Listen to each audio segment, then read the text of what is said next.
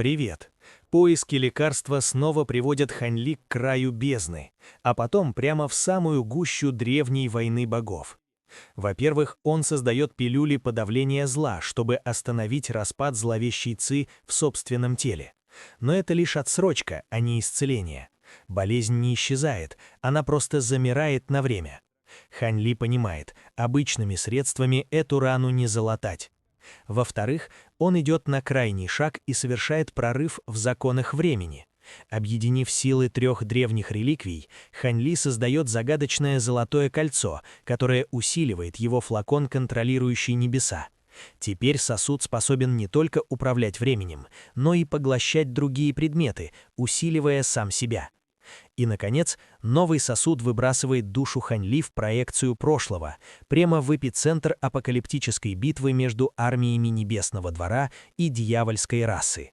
30-километровые титаны, серебряные боги молний, могущественные культиваторы Великого Объединения – все это разворачивается перед ним как сцена из конца мира. А теперь слушаем дальше.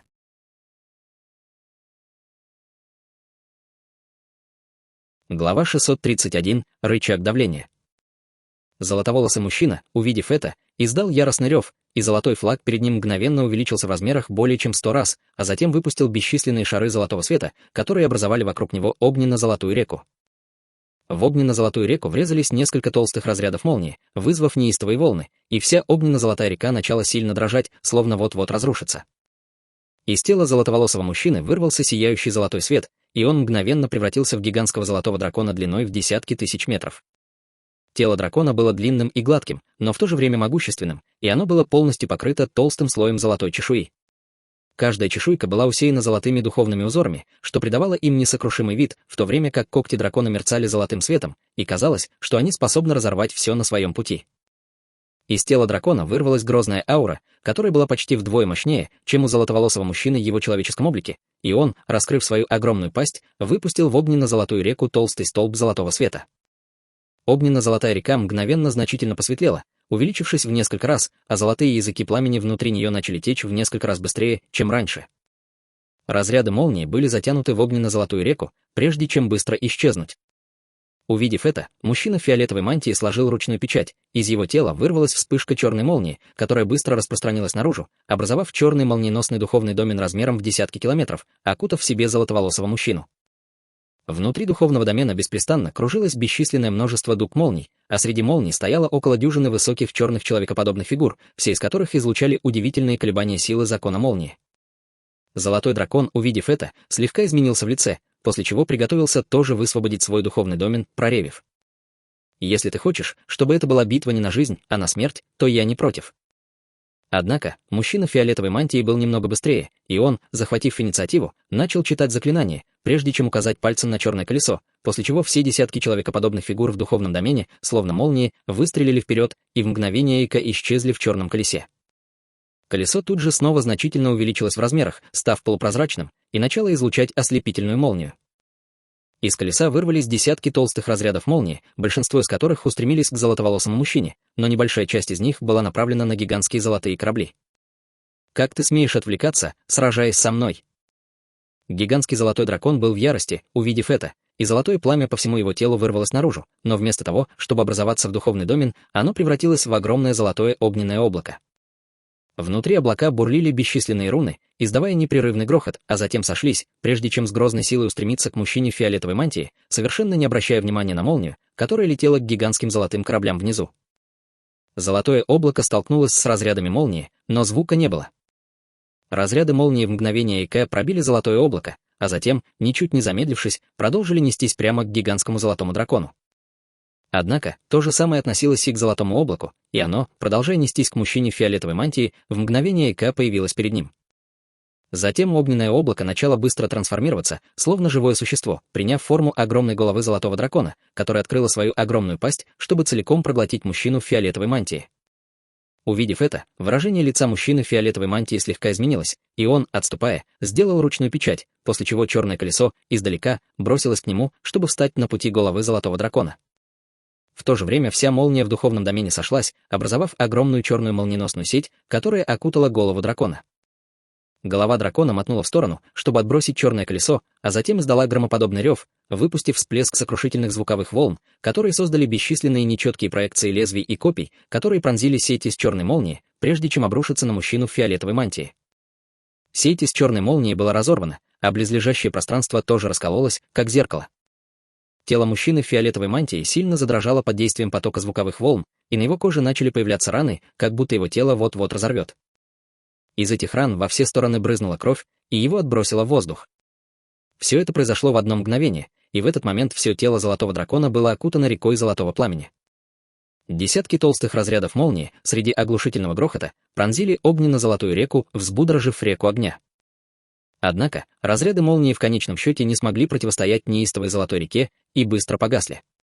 В то же время внизу раздалась серия взрывов, когда большая часть гигантских золотых кораблей была разрушена оставшимися разрядами молнии. Золотой дракон совершенно не обратил на это внимания, бросившись прямо к мужчине в фиолетовой мантии. Раздался громоподобный драконий рев, когда в небе над мужчиной в фиолетовой мантии появилась гигантская проекция драконьего когтя, прежде чем обрушиться вниз с сокрушительной силой, но как раз в этот момент под мужчиной в фиолетовой мантии внезапно появился черный вихрь, который мгновенно затянул его внутрь.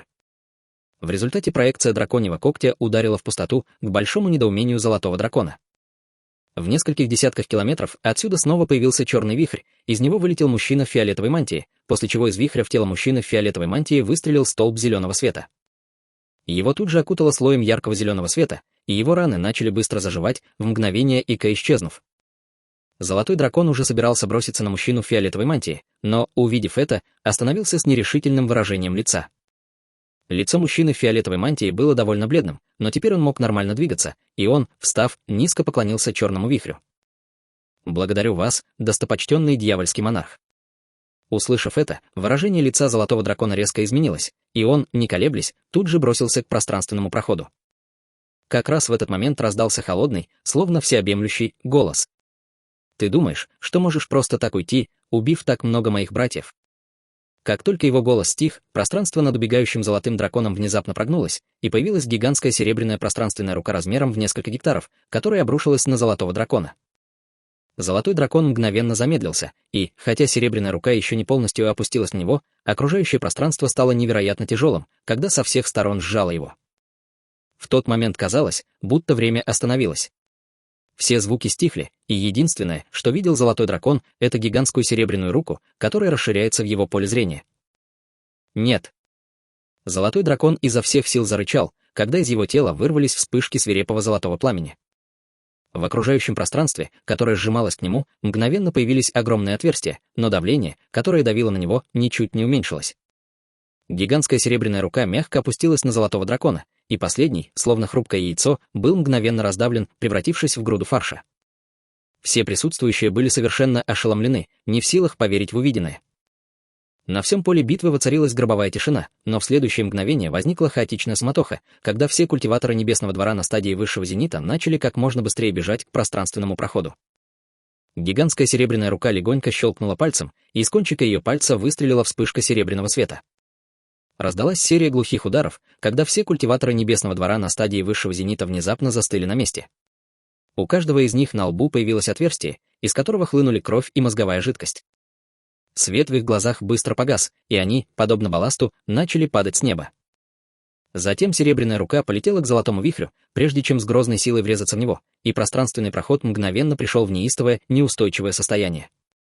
Однако, как раз в этот момент из пространственного прохода вырвались полосы золотых рун, образовав золотую формацию, которая изо всех сил пыталась стабилизировать проход, но, похоже, это была всего лишь отсрочка неизбежного. Изнутри гигантской серебряной руки холодно фыркнули, после чего она сжала пальцы вокруг пространственного прохода, прежде чем с непостижимой силой сжать его. Пространственный проход, наконец, полностью разрушился, и он, среди оглушительного грохота, медленно закрылся, быстро исчезнув в воздухе. Увидев это, армия Небесного двора погрузилась в полное отчаяние. Напротив, боевой дух дьявольской армии значительно поднялся, и они смогли с легкостью прорваться сквозь ряды противника, начав одностороннюю резню. Мужчина в фиолетовой мантии не обратил внимания на то, что происходит внизу, и со смущенным выражением лица подлетел к гигантской серебряной руке. Мои искренние извинения за мою некомпетентность, достопочтенный дьявольский монарх. Если бы вы не вмешались, то последствия были бы катастрофическими. Серебряная рука превратилась в человекоподобную серебряную фигуру, а затем сказала: Наше царство дьявола все еще недостаточно сильно, чтобы противостоять небесному двору, поэтому, даже если бы на твоем месте был кто-то другой, исход был бы таким же. Услышав это, выражение лица мужчины в фиолетовой мантии немного смягчилось. Не убивай всех этих культиваторов небесного двора. Убей только треть из них, а затем ограничь их в совершенствовании и отправь их на остров Асуры, чтобы они служили рабами, продолжила серебряная фигура. Зачем щадить их жизни? Они убили так много наших братьев. Если мы их пощадим, это может вызвать много недовольства, с озадаченным выражением лица спросил мужчина в фиолетовой мантии. Сейчас главным врагом небесного двора является дворец реинкарнации. Несмотря на то, что они направили армию против нашего царства дьявола, во главе этой армии нет никаких предков Даа, что указывает на то, что небесный двор не собирается полностью объявлять нам войну. В противном случае они рискуют столкнуться с нашим царством дьявола и дворцом реинкарнации одновременно, а этого они не хотят. Эта битва скоро закончится, и убийства трети врагов будет достаточно, чтобы удовлетворить большинство наших братьев. Оставив остальных в живых, мы получим рычаг давления, который сможем использовать в переговорах с Небесным двором, и сможем насладиться некоторым покоем в ближайшем будущем, объяснила серебряная фигура. Ваша мудрость поистине безгранична, достопочтенный дьявольский владыка. С легким поклоном похвалил мужчина в фиолетовой мантии. Я оставляю это тебе. Продолжай внимательно следить за Небесным двором, распорядилась серебряная фигура, а затем исчезла в ближайшем пространстве. Мужчина в фиолетовой мантии на мгновение замер, а затем спустился на поле битвы. За полем битвы тело, которым завладел Ханли, слегка приоткрыло веко, а затем внутренне вздохнуло с облегчением. Эта гигантская серебряная рука вселяла в него гораздо больший страх, чем даже два существа на стадии великого объединения на поле битвы, и, как только она появилась, он тут же отвел свою духовную силу, чтобы та спряталась в самых глубоких уголках сознания тела, и только сейчас он осмелился осторожно выглянуть.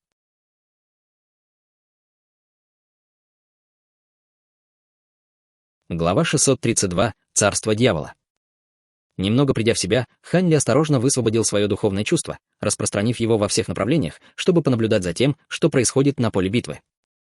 После того, как золотоволосый мужчина и все культиваторы Небесного двора на стадии высшего зенита были убиты серебряной фигурой, все оставшиеся культиваторы Небесного двора тут же начали в слепой панике разбегаться во все стороны, а дьявольская армия, во главе со своими культиваторами на стадии высшего зенита, бросилась в погоню. Лимоцзе, вместо того, чтобы напрямую участвовать в битве, высвободил свой духовный домен атрибута молнии, чтобы охватить огромное пространство, и все дьявольские культиваторы внутри него были одеты в молниеносные одежды, что значительно повышало их скорость.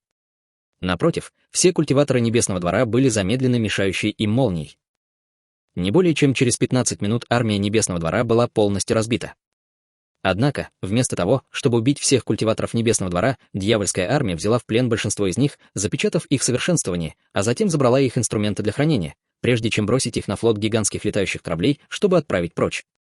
Несколько оставшихся гигантских золотых кораблей Небесного двора также были захвачены дьявольской армией, в то время как остальные начали очищать поле битвы внизу. Ханли находился в духовном домене Лимоцзе, поэтому не смел двигаться, и он продолжал лежать на земле совершенно неподвижно, позволяя дьявольским культиваторам отнести его на гигантский корабль, наполненный телами. Видя, что он не сможет покинуть это место, Ханли решил воспользоваться этим временем, чтобы изучить воспоминания тела, которым он завладел, и в его разум тут же хлынула огромная волна воспоминаний. В этом теле было гораздо больше воспоминаний, чем в тех, которыми он завладел во время своих предыдущих духовных переселений, и, хотя он уже привык к этому процессу, его все равно пронзила мучительная боль.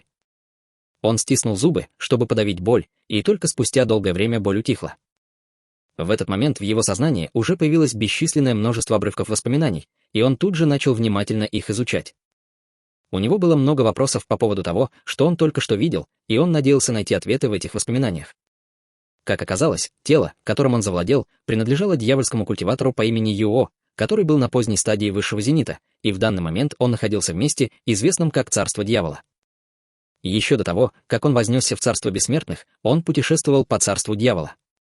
Ему было довольно странно, что с тех пор, как он вознесся в Царство бессмертных, он встречал очень мало культиваторов, которые используют демонические искусства совершенствования, но воспоминания Юо объяснили ему, почему это так.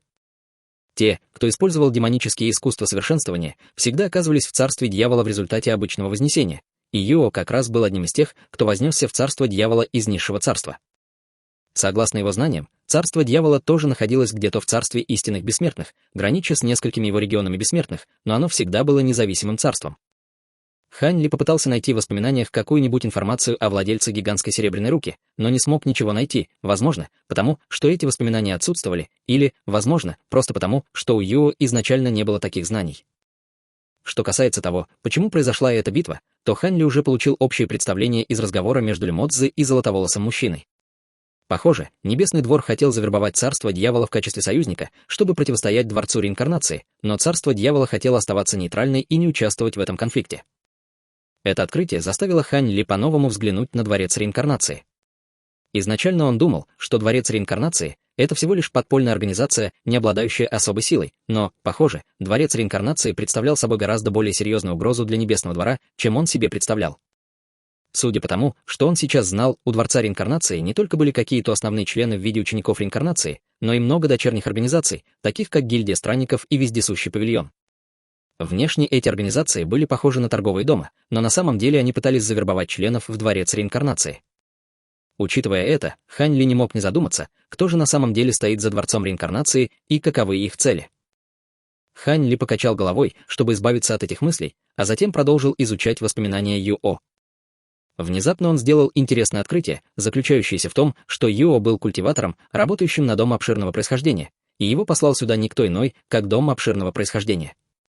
К сожалению, как только началась битва, на него внезапно напали двое культиваторов Небесного двора на стадии высшего зенита, что и привело к его гибели.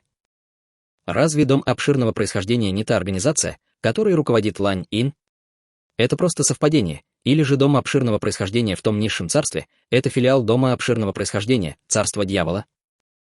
Согласно воспоминаниям Юо, Дом обширного происхождения был не просто торговым домом номер один во всем царстве дьявола, но и имел много связей в других регионах бессмертных. Это была чрезвычайно могущественная организация, поэтому неудивительно, что она создала несколько филиалов в низших царствах. Вспоминая о Доме обширного происхождения, Хань Ли тут же подумал о фиолетовом духе. Она была тесно связана с Домом обширного происхождения в том низшем царстве, и Хань Ли не мог не задуматься, удалось ли ей тоже вознестись. Однако, учитывая, что она использовала демонические искусства совершенствования, если бы ей удалось вознестись, то она, скорее всего, оказалась бы в царстве дьявола. Вдобавок ко всему, было также неясно, что стало с Наньгун Вань в царстве духов. К сожалению, он в данный момент не мог пойти и найти их. С этой мыслью он внутренне вздохнул, прежде чем снова сосредоточиться на текущей задаче. В этот момент большинство рун до времени на проекции священной оси мантры, парящей перед ним, уже исчезли. Наблюдение за битвой между дьявольской росой и небесным двором заняло много времени. Похоже, Юо погиб совсем недавно, поэтому в его сознании осталось огромное количество воспоминаний, и изучение их всех займет очень много времени. Следовательно, терять время было нельзя, и Хань Ли продолжил искать в воспоминаниях любую информацию, которая могла бы ему пригодиться. Его главным приоритетом в данный момент было изгнать зловещую ци из своего тела и достичь стадии высшего зенита, поэтому он сосредоточил свое внимание на воспоминаниях, связанных с прорывом Юо на стадию высшего зенита. К его большому облегчению, эти воспоминания сохранились довольно хорошо, и он поспешно начал их изучать, но вскоре его радость начала угасать. Как оказалось, как и обычным культиваторам, демоническим культиваторам тоже нужно было изгнать зловещую ци из своих тел, чтобы совершить прорыв на стадию высшего зенита. Метод изгнания зловещей ци, который выбрал Юо, был довольно интересным. Вместо того, чтобы принимать какие-либо пилюли, чтобы изгнать зловещую ци из своего тела, он нашел в царстве дьявола дьявольского зверя, известного как тапир сновидений, чтобы тот поглотил всю его зловещую ци. Тапир сновидений был очень необычным дьявольским зверем, способным поглощать все, включая даже сны и воспоминания.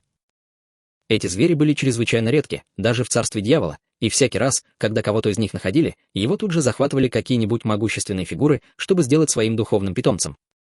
В конце концов, его способность поглощать зловещую ци была чрезвычайно полезна, и даже культиваторы стадии Великого Объединения очень высоко ценили тапиров сновидений, поскольку они идеально подходили для воспитания молодых культиваторов.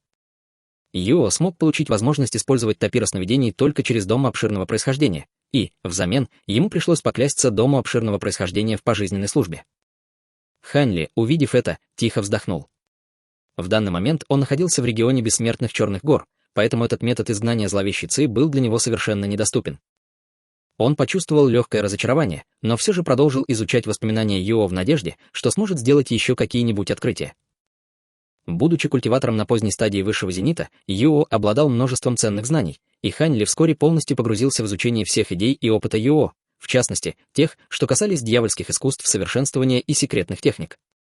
Немного погодя, на лице Хань Ли появилось радостное выражение, когда он обнаружил в воспоминаниях Юо секретную технику под названием «Адские дьявольские глаза».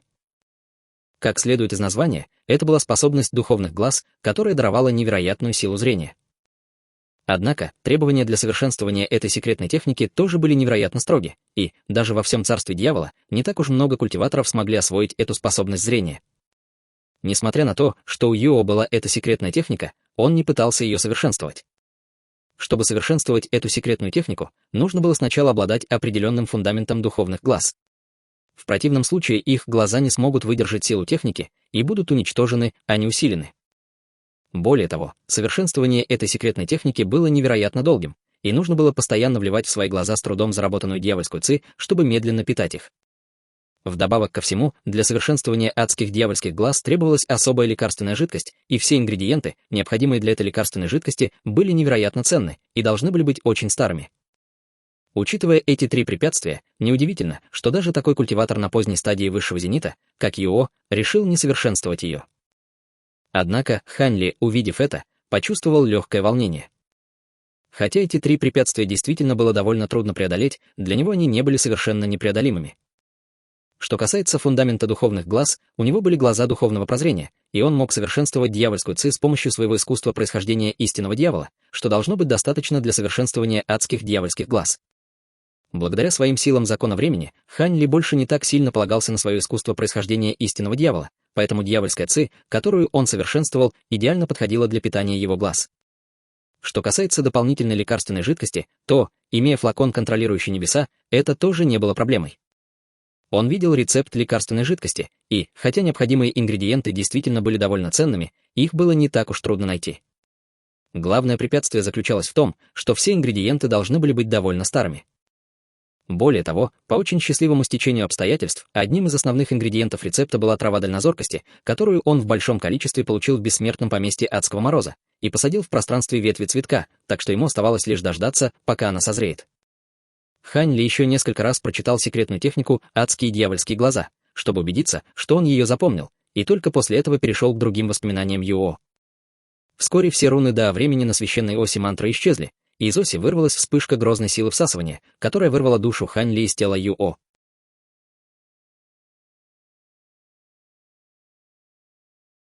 Глава 633. Совершенствование адских дьявольских глаз. Внутри секретной комнаты. Хань Ли слегка содрогнулся, когда снова очутился в реальном мире. По мере того, как полупрозрачная стена света постепенно исчезала, око истины на священной оси мантры также медленно закрылось, и Хань Ли взмахнул рукавом, чтобы убрать ось, а также флакон чистого времени и море песка иллюзорной зари.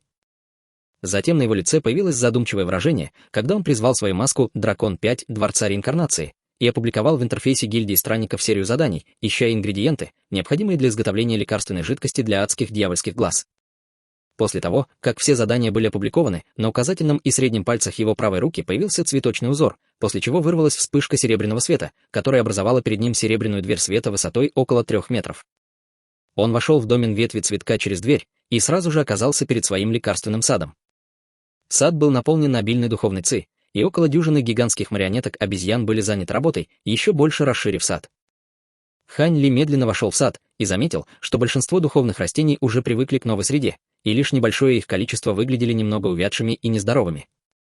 Он позвал одну из гигантских марионеток обезьян, а затем, отдав ей нефритовый флакон, велел ей каждые 15 дней поливать эти слегка увядшие духовные растения духовной жидкостью из флакона. После этого Хань Ли направился в ту часть сада, где была посажена трава дальнозоркости. К этому моменту все они уже созрели до возраста в десятки тысяч лет, поэтому их можно было использовать. Однако, согласно секретной технике «Адские дьявольские глаза», что касается многих ингредиентов, используемых в лекарственной жидкости, чем они старше, тем эффективнее они будут. С этой мыслью Хань Ли снял с шеи флакон, контролирующий небеса, а затем перевернул его над травой дальнозоркости. Из отверстия флакона вытекла капля зеленой духовной жидкости, и, когда она начала падать, Хань Ли щелкнул в ее сторону пальцем, из-за чего она взорвалась, превратившись в небольшое облако тумана, который равномерно опустился на всю траву дальнозоркости. Хань Ли немного понаблюдал за тем, как духовная жидкость оседает на траву дальнозоркости, а затем продолжил свой путь вглубь лекарственного сада. В одном из дальних углов сада был участок темно-фиолетовой духовной почвы, похожий на грязь из болота. Первичные бобы воинов Даа, растущие внутри, были в отличном состоянии, и вся эта область была окутана облаком фиолетового тумана, из-за чего она выглядела довольно размытой.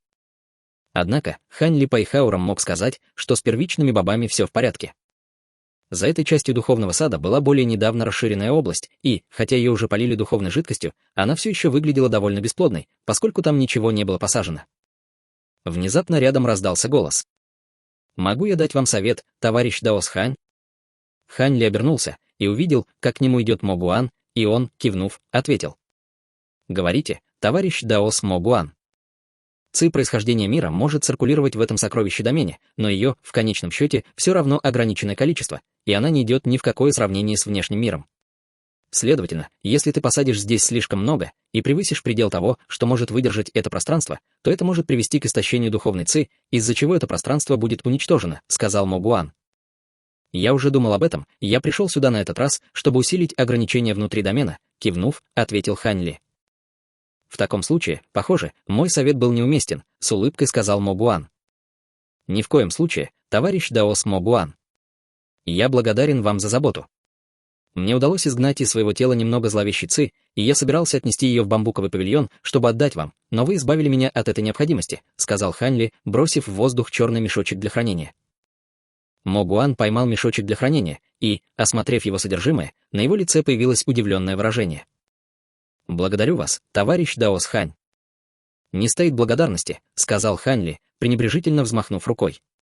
«Пойдем в бамбуковый павильон». Они вдвоем подошли к пруду перед фиолетовым бамбуковым павильоном, и Мо Гуан вошел в павильон, чтобы продолжить свое совершенствование. Тем временем Хань Ли обошел пруд, бросая в пруд в определенных местах круглые камни, усеянные узорами формации. После того, как все камни были уложены, он перевернул руку, чтобы достать зеленый бамбуковый меч облачного роя, а затем начал осторожно размечать землю вокруг пруда, вливая в землю бессмертную духовную силу и ци меча с каждым штрихом.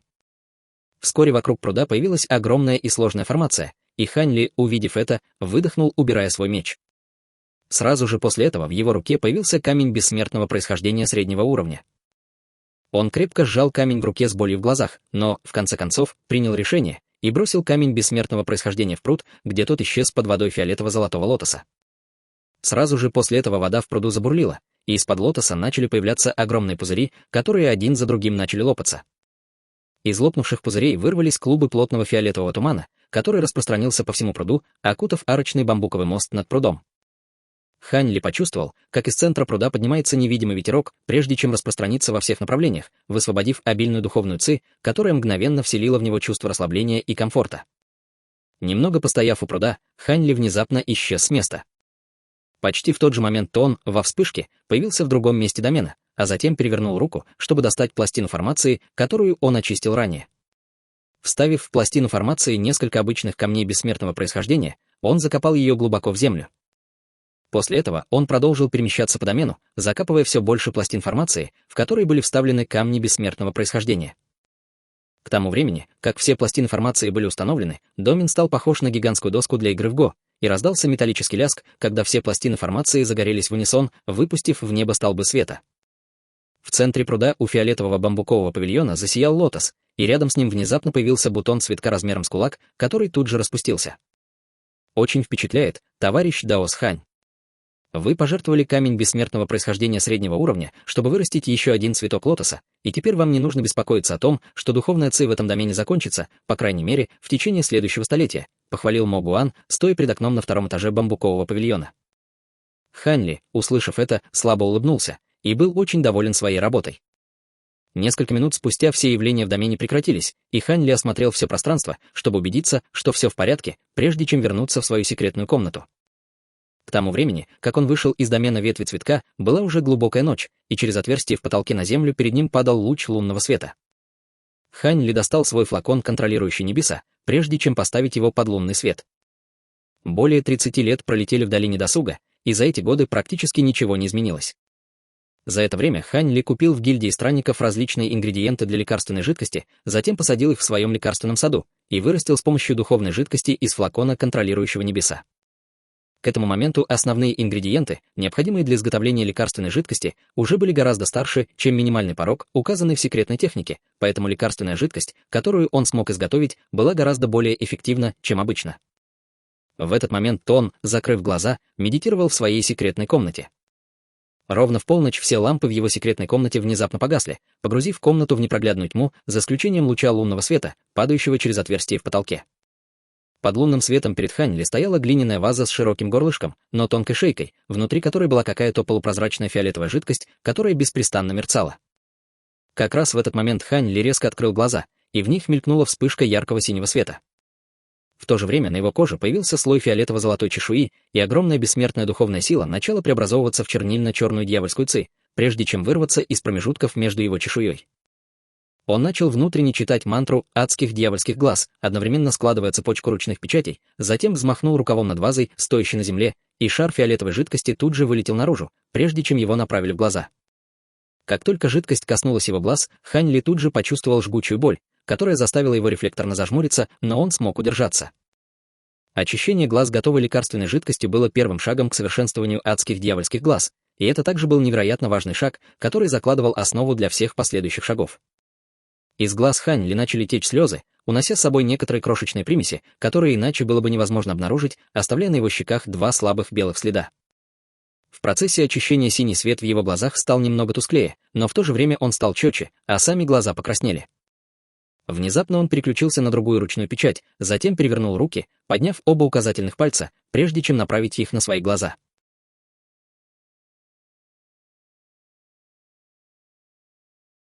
Глава 634. Странные события. В этот момент черная дьявольская ци в секретной комнате закружилась, образовав 2 маленьких вихря, которые затем превратились в пару черных спиралей, устремившихся прямо к глазам Хань Ли. Синий свет в глазах Хань Ли мгновенно стал ярче, но с этим притоком дьявольской ци он также стал более мутным и нечетким. Его глаза были подобны 2 бездонным пропастям, которые жадно поглощали дьявольскую ци, и вскоре они стали такими же темными, как пара бездн.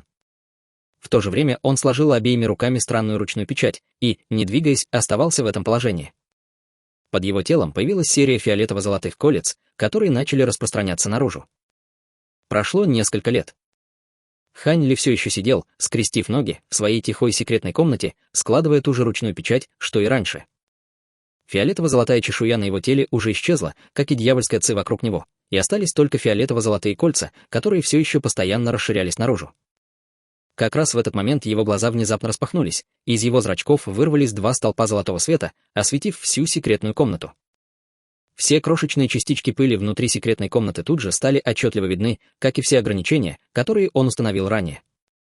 Хань Ли поднял голову, чтобы посмотреть сквозь отверстие в потолке своей секретной комнаты, и он смог увидеть все, от белых облаков в небе до каждого перышка на птицах, летящих наверху, и даже слабые потоки воздуха, создаваемые хлопанием их крыльев. Казалось, что перед его глазами не может быть никаких секретов. С этим он достиг элементарного мастерства в адских дьявольских глазах. Что касается того, были ли у этих духовных глаз еще какие-либо способности, это еще предстояло выяснить. В любом случае, его зрение значительно улучшилось по сравнению с его глазами духовного прозрения.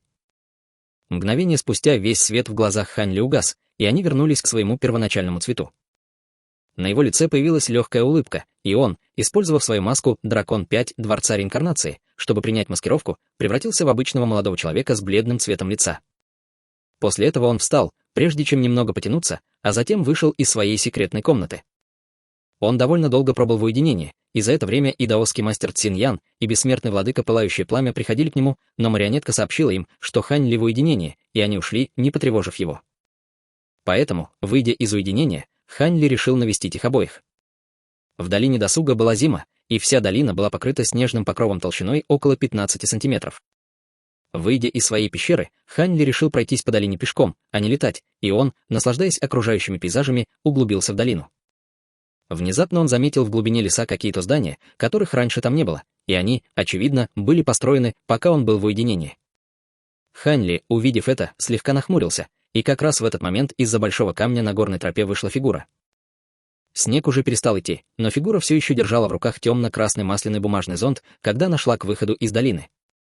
По мере того, как они приближались друг к другу, Хань Ли смог разглядеть, что приближающаяся фигура — это невероятно красивый молодой человек с очень бледным цветом лица, который казался еще бледнее из-за большого красного плаща, который на нем был надет. Когда они поравнялись, мужчина улыбнулся Хань Ли и кивнул, но ничего не сказал, и Хань Ли тоже ответил ему тем же. После того, как они разошлись, они продолжили идти в противоположных направлениях, все больше удаляясь друг от друга. Он что, новый житель долины? Хань Ли был несколько озадачен этим, но не придал этому большого значения, продолжая двигаться вглубь долины. Пройдя несколько километров по горной тропе, он добрался до утеса, на котором находилась пещера бессмертного владыки Пылающее Пламя, и как раз увидел, как с утеса взлетает фигура и направляется вглубь долины. «Куда вы направляетесь, товарищ Даос Пылающее Пламя?» Поспешно окликнул Хань Ли. Бессмертный владыка Пылающее Пламя, услышав это, слегка замешкался, а затем немедленно спустился обратно на землю, приветствуя с улыбкой. «Давно не виделись, товарищ Даосли. Я только сегодня вышел из уединения и слышал, что вы приходили ко мне, поэтому я пришел, чтобы отплатить за эту любезность», — с улыбкой объяснил Хань Ли. «Я слышал, что ты был в уединении, поэтому не стал тебя беспокоить», — кивнув, ответил бессмертный владыка Пылающее Пламя. «У вас было ко мне какое-то дело?» — спросил Хань Ли. «Ничего особенного. Я просто хотел сказать тебе, чтобы ты в ближайшее время не использовал знак старейшины секты Огненного Листа, чтобы попасть в город собирателей нефрита», — сказал бессмертный владыка Пылающее Пламя. «Почему?» — спросил Хань Ли. Последние 200 лет в городе собирателей нефрита было неспокойно. Дворец Бессмертных Черных Гор более строго проверяет тех, кто входит в город, и я беспокоился, что ты можешь попасть в неприятности, если не будешь осторожен», — объяснил бессмертный владыка Пылающее Пламя. «А что происходит в городе?» — спросил Хань Ли, подумав, что это волнение должно быть связано с продолжением событий, произошедших после аукциона. Это довольно долгая история. Как раз сегодня все собираются, так почему бы тебе не пойти со мной, и мы обсудим это со всеми остальными? С улыбкой предложил бессмертный владыка Пылающее Пламя. Хань Ли мог лишь пока подавить свое любопытство и отправиться в путь вместе с бессмертным владыкой Пылающее Пламя. Поэтому они вдвоем поднялись в воздух и быстро оказались на просторном утесе глубоко в долине. Утес находился на горном склоне в правой части долины, и он выступал из горного склона на несколько сотен метров. На утесе был построен восьмиугольный павильон, который также был покрыт толстым слоем снега. Внутри павильона стоял каменный стол, вокруг которого уже собрались 3 фигуры, а именно Юй Цзэци, Моу Сюэ и Дуань Юйцзай. После того, как все обменялись приветствиями, Дуань Юйцзай, повернувшись к Хань Ли, спросил: «Когда вы вышли из уединения, товарищ Даосли?» «Я только сегодня вышел из уединения, и, похоже, очень вовремя», — с улыбкой ответил Хань Ли. «Я слышал от товарища Даоса Цзиньяна, что...» Прежде чем Юй Цзэци успел закончить, Моу Сюэ, потянув его за рукав, перебил его, и он тут же понял, что затронул довольно щепетильную тему, и на его лице появилось виноватое выражение. «Все в порядке, это не запретная тема. Пилюли, которые я изготовил, действительно не смогли добиться желаемого эффекта, поэтому мне придется в будущем искать другое решение», — с беззаботной улыбкой сказал Хань Ли. «Прошу прощения, товарищ Даосли». «Похоже, я погорячилась», — со слабой улыбкой сказала Моу Сюэ. «Ни в коем случае, небесная дева Мо. Я должен поблагодарить вас за заботу. Кстати, о товарище Даосе Цзиньяне, где он сейчас?» — спросил Хань Ли.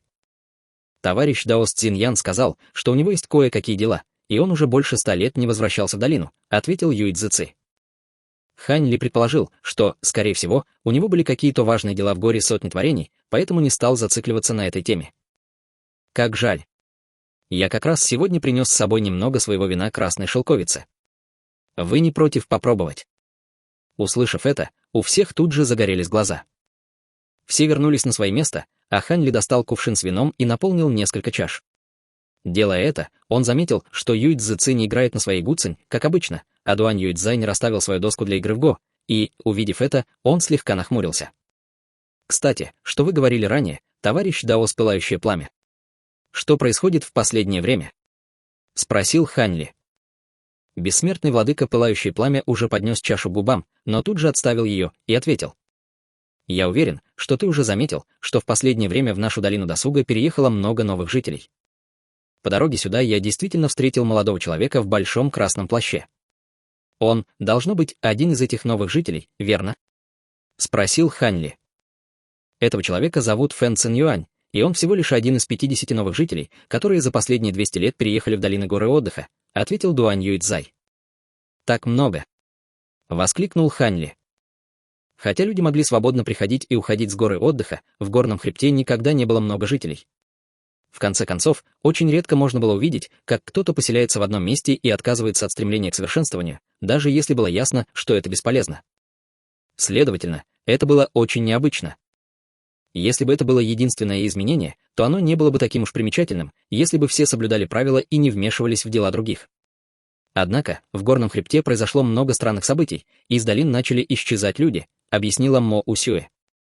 Еще в прошлом месяце в соседней долине Цветочной Луны за одну ночь была разрушена пещера пары Да-партнеров, и оба они исчезли, добавил Юй Цзэци. Хань Ли встречался с этой парой, и он знал, что они культиваторы на ранней стадии истинного бессмертного.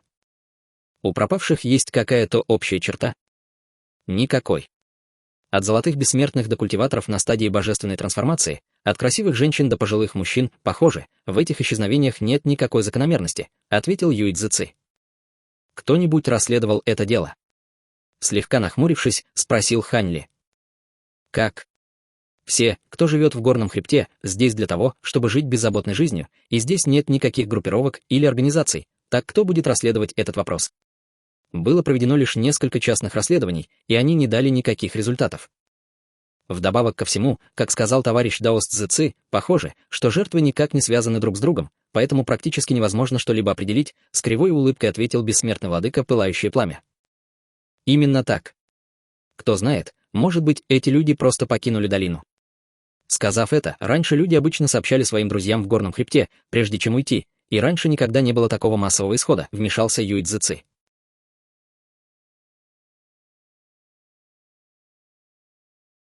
Глава 635. Еще одно происшествие. Единственное, в чем мы можем быть практически уверены, так это в том, что эти события как-то связаны с новыми жителями, которые переехали сюда за последние 200 лет. В конце концов, до их прибытия в долине было очень мирно, сказал Дуань Юйцзай. В таком случае, почему никто не проверил этих новых жителей? Спросил Хань Ли. Внешне все эти люди кажутся вполне нормальными, и, из-за правил, принятых в долине, все изначально не хотели вмешиваться в их дела. Однако, поскольку в последнее время происходит так много странных событий, некоторые люди начали расследование, но результаты их расследований невероятно странные, и появилось много слухов, вздохнул Юй Цзэци. Какие слухи? Спросил Хань Ли. Некоторые говорят, что в горный хребет проникли дьяволы, которые едят людей, некоторые говорят, что это дело рук кровожадных злобных культиваторов, некоторые утверждают, что дворец бессмертных послал сюда шпионов, чтобы нарушить мир и уничтожить здешнюю общину, поскольку она не подконтрольна им, а некоторые даже предполагают, что все это связано с тем инцидентом с Серебряным лисом, который произошел в городе собирателей нефрита. Они говорят, что Серебряному лису не удалось сбежать из региона бессмертных Черных гор, поэтому он прячется на горе отдыха. В любом случае, все это не более чем безосновательные домыслы, вздохнул Дуань Юйцзай. Если вы спросите меня, то я думаю, что эти слухи были намеренно распространены преступниками, чтобы сбить людей со следа, сказал бессмертный владыка Пылающее Пламя, сделав глоток вина. Хань Ли, услышав это, задумался. Если бы эти странные события действительно были как-то связаны с инцидентом с Серебряным лисом, то действительно был шанс, что виновники были посланы в горный хребет дворцом бессмертных Черных гор. Если бы это было так, то, скорее всего, в будущем все станет только хаотичнее. Гора отдыха никогда не находилась под юрисдикцией Дворца Бессмертных или какой-либо секты, поэтому это, по сути, беззаконное место. Мир здесь поддерживался только благодаря правилам, установленным тем могущественным старшим, но сейчас здесь больше нет никого, кто мог бы следить за их соблюдением, поэтому, боюсь, что с этого момента все будет только хуже, вздохнула Мо Усюэ, и, услышав это, все погрузились в задумчивое молчание. Внезапно бессмертный владыка Пылающее Пламя с силой опустил свою чашу на стол и заявил. Даже если небо рухнет, найдутся те, кто поймает его, прежде чем оно упадет на нас, так чего же нам бояться? Это не единственное такое место во всем царстве истинных бессмертных. Если здесь станет слишком опасно, мы можем просто уйти в другое место. Это, может быть, и относится ко всем нам, но, будучи великим старейшиной секты Огненного Листа, я сомневаюсь, что вы можете просто так взять и уйти, с удивленной улыбкой подразнил Хань Ли. «Зачем ты так прямолинеен, товарищ Даос Ли?» С недовольным выражением лица пожаловался бессмертный владыка Пылающее Пламя. Все остальные были очень удивлены, увидев это, и торжественная атмосфера немного разрядилась. Еще немного выпив, все проболтали еще около полудня, прежде чем разойтись. Больше никто не упоминал об исчезновениях, которые происходили в горном хребте, но было ясно, что все еще об этом думают. Хань Ли ушел вместе с бессмертным владыкой Пылающее Пламя, и, прощаясь, тот снова предупредил его, чтобы он не использовал свою личность старейшины внешней секты Огненного Листа, чтобы не попасть из-за этого в неприятности. Что касается точных причин, то он не стал вдаваться в подробности, и Хань Ли тоже не стал задавать никаких вопросов. Вернувшись в свою пещеру, Хань Ли вошел в свой домен ветви цветка, чтобы проверить свои духовные лекарства и воинов Даа, а затем уединился в своей секретной комнате, чтобы продолжить совершенствовать свои искусства культивации с атрибутом времени. Однако, прошло всего полгода, как в долине досуга произошло происшествие. Одним утром Хань Ли собирался отправиться в свой сад духовных растений, чтобы полить свои первичные бобы воинов Даа, когда обнаружил, что к нему пришел Дуань Юйцзай. Поэтому он открыл вход в свою пещеру, чтобы увидеть Дуань Юйцзая, и как раз собирался поприветствовать его, но по встревоженному выражению лица Дуань Юйцзая было ясно, что он не расположен к пустой болтовне. «Что случилось, товарищ Даос Дуань? Почему ты выглядишь так расстроенно? На Юйцзы напали, и он на грани смерти. Пожалуйста, спасите его, товарищ Даос Хань», — встревоженно ответил Дуань Юйцзай. «Где он сейчас?» — поспешно спросил Хань Ли. «На утесе легкого ветра», — тут же ответил Дуань Юйцзай, и Хань Ли мгновенно исчез с места. Дуань Юйцзай, увидев это, слегка опешил, а затем тоже полосой света умчался прочь. Вскоре после этого Хань Ли появился на утесе легкого ветра, и он сразу же заметил, что большой участок снега на краю утеса пропитан кровью и замерз в темно-красные ледяные кристаллы. Посреди окровавленных ледяных кристаллов лежал молодой человек, его белая мантия была полностью пропитана кровью. Его лицо было мертвенно-бледным, а глаза совершенно остекленели. Моу Сюэ стояла на коленях в снегу рядом с ним, выглядя такой же бледной, и она создала серебряный световой барьер, который окутал его тело, одновременно вливая в него постоянный поток бессмертной духовной силы. «Товарищ Даосли». Увидев Хань Ли, в ее растерянных глазах мгновенно появился проблеск надежды. Хань Ли кивнул ей, а затем быстро подошел к Юйцзы, прежде чем протянуть руку в серебряный световой барьер, чтобы схватить его за запястье.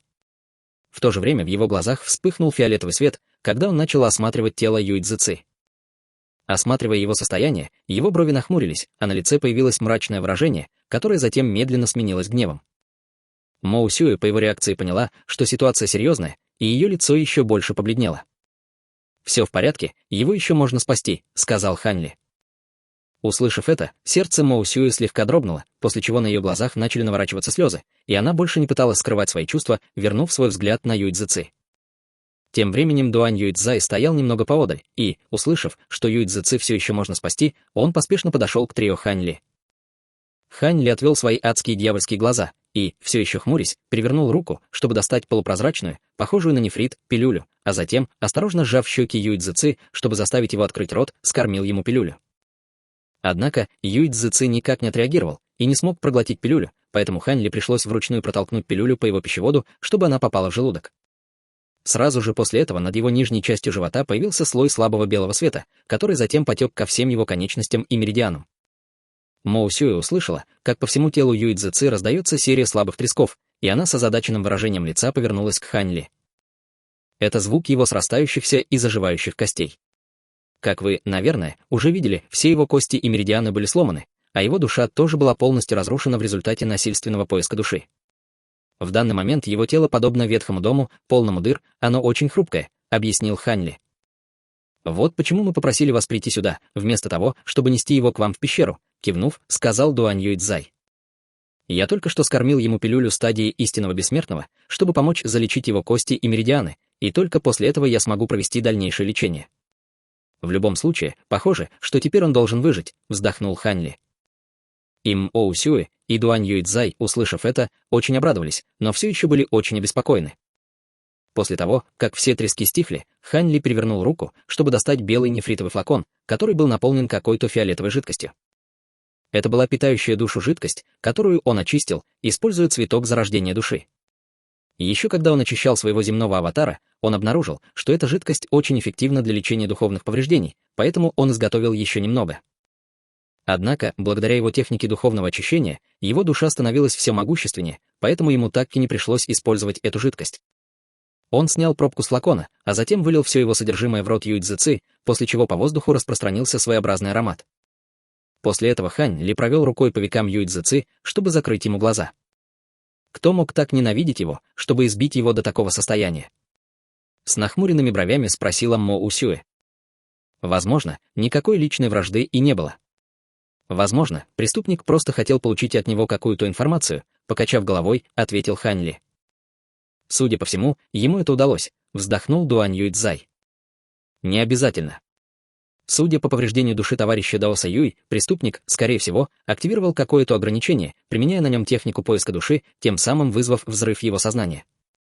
Однако, именно из-за этого преступник, похоже, пришел в ярость и сломал все кости товарища Даоса Юй, а затем оставил его здесь умирать, с мрачным выражением лица проанализировал Хань Ли. Мо Усюэ, услышав это, слегка содрогнулась, и в ее рукавах кулаки сжались.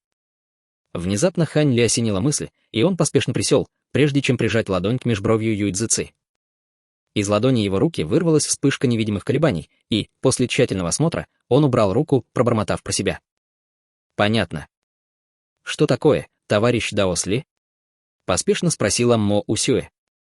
Преступник даже зашел так далеко, что наложил на зарождающуюся душу товарища Даоса Юй ограничение, которое не дает ей покинуть тело, поэтому, если бы его физическое тело погибло, то его зарождающаяся душа тоже была бы уничтожена, лишая ее возможности сбежать и вселиться в кого-то другого.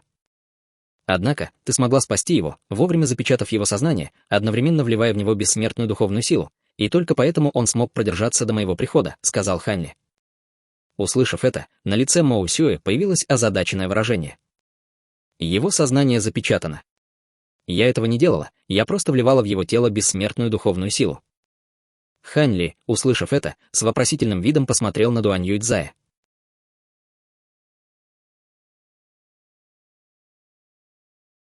Друзья, эти главы, когда за пылью начинается настоящая шахматная партия небесных сил. Небесный двор сокрушает Золотого Дракона, но настоящая интрига раскрывается только после боя.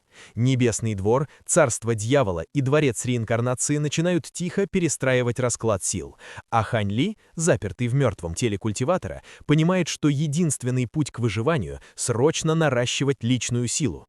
Из памяти трупа он добывает ключ к новой мощи, древнюю технику зрения, адские дьявольские глаза.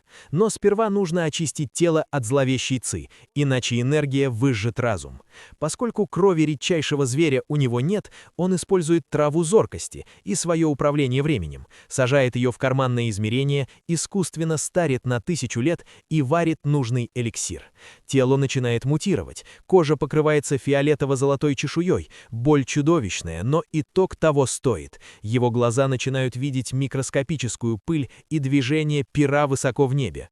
Вернувшись в долину досуга, Хань Ли сталкивается уже не с открытым боем, а с тенью скрытого врага. Люди бесследно пропадают, а его союзник Юй Цзи найден при смерти, кости переломаны, душа разрушена. Это не уличное насилие, а хладнокровный допрос. Кто-то насильно вторгся в его память и подавил душу так, чтобы жертва не смогла уйти даже после смерти. Но есть и третья сила, невидимый спаситель, который успел тайно наложить печать на сознание жертвы до того, как разум был уничтожен и также бесследно исчез. Личное выживание Хань Ли и великое противостояние миров стягиваются в один узел, а он сам оказывается в самом центре паутины. Готовлю продолжение.